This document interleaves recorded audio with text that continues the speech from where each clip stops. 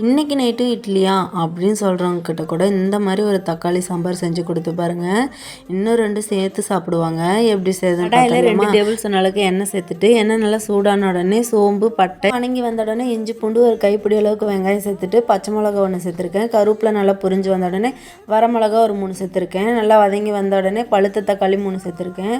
அதுவும் நல்லா தோல் பிரிஞ்சு வந்த உடனே 1 ஸ்பூன் அளவுக்கு மல்லித்தூள், 1 ஸ்பூன் அளவுக்கு சிக்கன் மசாலா சேர்த்துட்டு தேவைக்கேற்ற அளவுக்கு உப்பு மஞ்சத்தூள் சேர்த்துக்கோங்க. ஆறி வந்த உடனே மிக்சியில் போட்டு அரைச்சி எடுத்துக்கலாம். இந்த மாதிரி நல்லா நைஸாக அரைச்சி எடுத்து வச்சுக்கலாம். இந்த பக்கம் இன்னொரு கடாயில் தாராளமாக எண்ணெய் சேர்த்துட்டு கடுகு வெங்காயம் கருவேப்பிலை சேர்த்து நல்லா பொரிஞ்சு வந்த உடனே ரெடி பண்ணி வச்சுருக்க சாந்து சேர்த்துக்கலாம். அது கூட ஒரு கிளாஸ் அளவுக்கு தண்ணி சேர்த்து தேவையான அளவுக்கு உப்பு மிளகாத்தூள் 15 நிமிஷம் நல்லா கொதிக்க விட்டு கொத்தமல்லி தூவி இறக்குனீங்கன்னா சூப்பரான தக்காளி சாம்பார் ரெடி. மறக்காமல் ட்ரை பண்ணி பார்த்துட்டு கமெண்ட்டில் சொல்லுங்கள். இந்த மாதிரி யூஸ்ஃபுல் வீடியோ வேணும்னா நம்ம சேனலை மறக்காமல் லைக் அண்ட் சப்ஸ்கிரைப் பண்ணி சப்போர்ட் பண்ணுங்கள். இன்னொரு இன்ட்ரெஸ்டிங்கான வீடியோவில் பார்க்கலாம். பாய்.